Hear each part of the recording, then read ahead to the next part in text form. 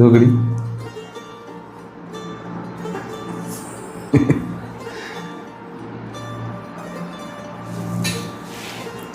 കാലുമ്മ ചവിട്ടിയോ? Sorry.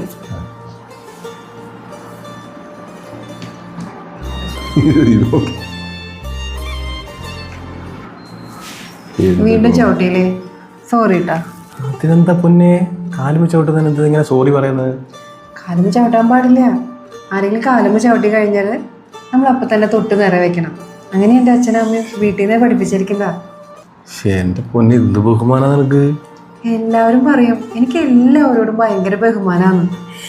ചെറുപ്പം മുതലേ എനിക്ക് അങ്ങനെയാ. എൻ്റെ ഭാഗ്യം.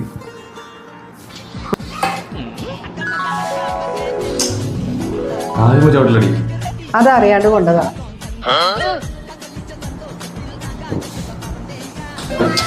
കാലുമ്മ ചവിട്ടില്ലടി. അതൊന്നും അറിയാണ്ട് കൊണ്ടതല്ല. അതിനിപ്പോ എന്താ? ഞാനും ചവിട്ടി എങ്ങനെയുണ്ട്?